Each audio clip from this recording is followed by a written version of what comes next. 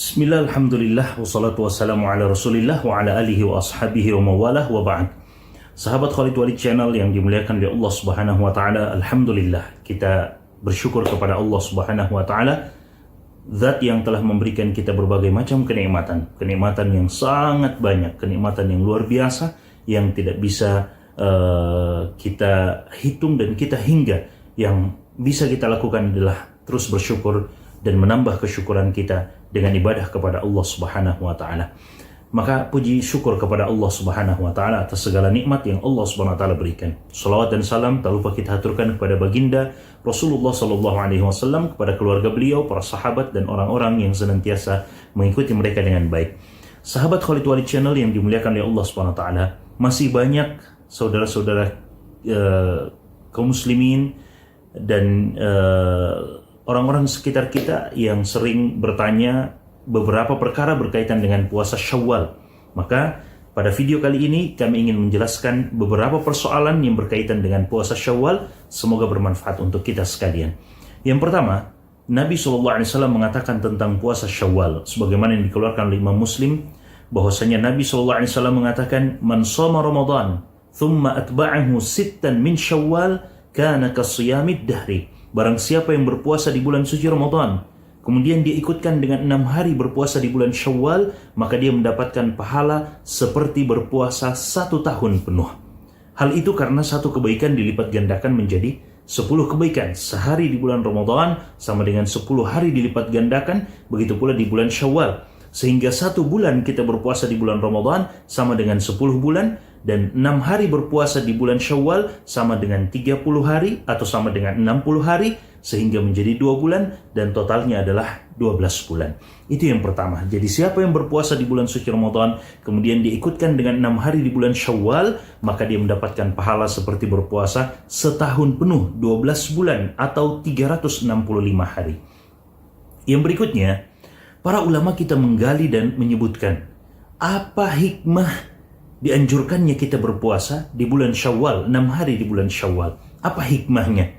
Para ulama kita menyebutkan berbagai macam hikmah. Di antaranya adalah Imam Ibn Rajab Al-Hambali rahimahullahu ta'ala dalam kitab beliau yang sangat terkenal Lataiful Ma'arif, ya, beliau menyebutkan beberapa hikmah. Ya, di antaranya kata beliau, di antara hikmahnya adalah seperti yang Nabi SAW sebutkan, yaitu kita mendapatkan pahala seperti berpuasa setahun penuh.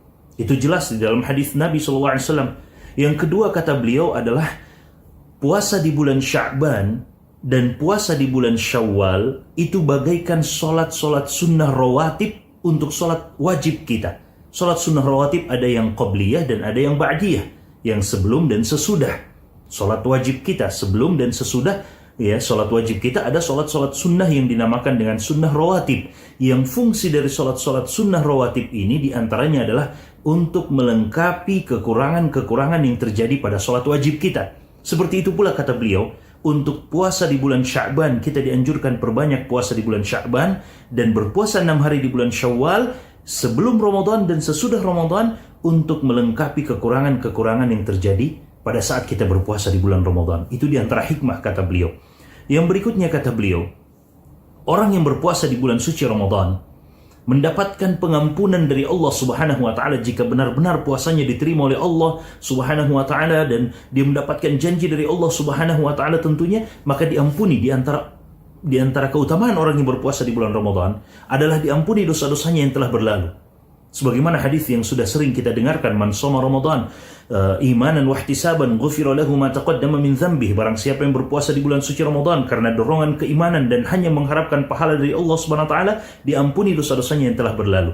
Diampuni dosa-dosa yang telah berlalu, lalu kemudian Allah sempurnakan pahala untuknya di hari Idul Fitri, di hari raya Idul Fitri, disempurnakan pahalanya oleh Allah Subhanahu wa Ta'ala dan diampuni dosa-dosanya. Maka dia berpuasa di bulan Syawal sebagai bentuk syukur kepada Allah karena Allah Subhanahu wa Ta'ala telah menyempurnakan amalannya hingga Idul Fitri dan mengampuni dosa-dosanya insya Allah. Maka dia bersyukur kepada Allah, yaitu dengan berpuasa 6 hari di bulan Syawal. Itu di antara hikmahnya kata Ibn Rajab Al-Hambali rahimahullahu ta'ala. Dan juga ya, di antara hikmahnya kata beliau bahwa berpuasa 6 hari di bulan Syawal itu adalah tanda besar indikasi besar bahwa puasa kita di bulan Ramadan insya Allah diterima oleh Allah SWT. Kenapa? Karena para ulama selalu menyebutkan bahwa di antara tanda besar yang sangat diharapkan dari diterimanya satu amalan adalah ketika kita mampu melakukan amalan kebaikan selanjutnya. Karena pahala dari kebaikan adalah kebaikan yang semisal. Pahala dari satu amalan kebaikan adalah kebaikan yang bisa kita lakukan. Dan kebaikan-kebaikan akan memanggil saudara-saudaranya. Maka ketika kita mampu melakukan puasa di bulan Syawal setelah bulan Ramadan, itu adalah tanda bahwa puasa kita di bulan Ramadan insya Allah diterima oleh Allah SWT. Tapi ini hanya indikasi saja. Bukan berarti orang yang tidak berpuasa di bulan Syawal lalu kemudian dipastikan bahwa puasanya di bulan suci Ramadan tidak diterima oleh Allah SWT. Tidak. Tapi itu adalah salah satu indikasi kata para ulama kita.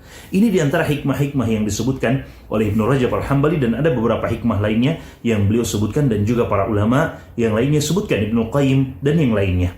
Kemudian banyak orang yang bertanya, bagaimana dengan orang yang punya hutang puasa di bulan Ramadan, entah karena safar atau karena sakit atau wanita yang datang bulan dan sebagainya, sehingga dia berbuka di beberapa hari dari bulan Ramadan, dia punya hutang di bulan Ramadan. Apakah dia harus membayar hutangnya terlebih dahulu lalu kemudian berpuasa Syawal, ataukah boleh dia berpuasa Syawal nanti kemudian mengakhirkan untuk membayar hutang?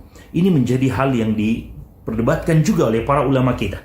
Sebagian para ulama kita seperti Syekh Abdul Aziz bin Baz rahimahullah ta'ala, beliau katakan tidak pantas dan tidak boleh seseorang yang punya hutang di bulan Ramadan lalu kemudian dia berpuasa di bulan Syawal. Kenapa? Karena dua hal diantaranya kata beliau. Yang pertama, Nabi mengatakan man shoma Ramadan thumma atba'ahu sittan min Syawal. Siapa yang berpuasa di bulan Ramadan kemudian diikutkan dengan 6 hari di bulan Syawal. Orang yang punya hutang di Ramadan, dia tidak dikatakan telah berpuasa penuh di bulan Ramadan. Masih punya hutang, maka dia harus membayar hutangnya kemudian berpuasa Syawal. Yang kedua kata beliau, karena membayar hutang itu wajib dan membayar hutang kepada Allah SWT lebih wajib lagi. Ya, hutang kepada Allah SWT lebih wajib lagi kata beliau. Maka tuntaskan hutang kepada Allah, yaitu kewajiban kita puasa Ramadan itu harus dituntaskan lalu kemudian puasa Syawal. Tapi wallahu ta'ala a'lam, sebahagian besar para ulama kita mengatakan boleh, berdasarkan hadis dan peristiwa yang terjadi pada Aisyah radhiyallahu taala anha, di mana beliau sampai mengakhirkan untuk membayar dan mengganti hutang puasa beliau di bulan suci Ramadan karena kesibukan beliau melayani Nabi sallallahu alaihi wasallam dan seterusnya. Dan tentunya Aisyah radhiyallahu taala anha tidak mungkin akan meninggalkan puasa Syawal. Beliau juga tetap akan menjaga puasa Syawal, sehingga sebagian besar para ulama kita dan saya secara pribadi lebih condong kepada pendapat ini bahwa orang yang punya hutang di bulan suci Ramadan, jika dia mampu untuk segera membayar hutangnya di bulan suci Ramadan, lalu kemudian berpuasa Syawal, itu lebih afdal dan lebih baik baginya. Dan namun, jika dia mengakhirkan untuk mengganti dan membayar hutang puasa Ramadannya, lalu mendahulukan puasa Syawalnya, maka ini pun diperbolehkan dan ini sah, boleh diterima insyaallah ta'ala amalan puasa Syawalnya. Kenapa? Karena mengganti puasa Ramadan itu waktunya luas sampai datang Ramadan yang berikutnya. Sementara puasa Syawal waktunya sempit, hanya di bulan Syawal saja. Meskipun ada saja sebagian ulama kita yang mengatakan jika dia punya uzur, tidak sempat melakukan puasa Syawal di bulan Syawal, sakit yang memang tidak membolehkan dia untuk berpuasa dan seterusnya, maka dia boleh melakukan puasa Syawal di luar bulan Syawal, di bulan Dzulqa'dah misalnya. Ya, dan seterusnya. Sebagian ulama kita menyebutkan demikian. Ala kulli hal, bagi siapa saja di antara kita yang masih punya hutang di bulan suci Ramadan, jika dia mampu untuk segera melunasi hutang bulan suci puasa Ramadannya, segera dia lunasi lalu kemudian dia puasa Syawal 6 hari. Dan jika dia mengakhirkan, ya, atau misalnya waktu sudah sangat sempit, jika dia berpuasa atau mengganti puasa Ramadannya, puasa Syawalnya akan terlewatkan, maka segera dia lakukan puasa Syawal terlebih dahulu, lalu kemudian dia berpuasa atau mengganti puasa Ramadannya yang terlewatkan, yang tidak sempat dia lakukan karena safar, sakit, atau halangan yang lainnya. Kemudian yang berikutnya, apakah puasa Syawal itu harus berturut-turut 6 hari ataukah bisa dilakukan secara terpisah? Ya, Nabi SAW mengatakan thumma atba'ahu sittan min Syawal, kemudian diikuti dengan 6 hari puasa Syawal. Nabi tidak mengatakan secara berturut-turut. Dan Nabi SAW juga tidak mengatakan terpisah dan sebagainya, tapi Nabi katakan Syawal, 6 6 hari di bulan Syawal, sehingga bisa dilakukan secara berturut-turut 6 hari, bisa dilakukan terpisah, hari ini puasa, besok tidak berpuasa, lusanya berpuasa, dan seterusnya, ya. Atau bahkan bisa dilakukan pada hari Senin atau hari Kamis dengan tujuan ingin menggabungkan puasa Syawal dan puasa Senin dan Kamis, diperbolehkan juga oleh para ulama kita. Ala kulli hal, tidak mesti harus dilakukan secara berturut-turut. Yang penting adalah dilakukan di bulan Syawal secara terpisah ataupun secara berturut-turut. Silahkan dilakukan mana yang termudah bagi kita. Dan ada juga pertanyaan, apakah boleh menggabungkan niat mengganti puasa Ramadan dan puasa Syawal? Ini pun hal yang dibahas oleh para ulama kita, dan pendapat yang paling kuat adalah tidak boleh menggabungkan niat wajib mengganti puasa Ramadan dengan puasa Syawal. Ya, dan alangkah lebih bagusnya jika dipisah, ya. Tidak boleh. Ini pendapat yang saya pegangi, yang saya yakini insyaallah taala. Tidak boleh menggabungkan yang wajib dan yang sunnah. Dan kalau ada ulama yang berpendapat boleh, maka alangkah lebih bagus untuk memisahkan dan tidak menggabungkan, ya, keluar dari pendapat tersebut. Kenapa? Karena kita pisahkan berarti kita semakin banyak melakukan amalan kebaikan kepada Allah Subhanahu wa taala, dan pendapat yang kuat adalah tidak boleh.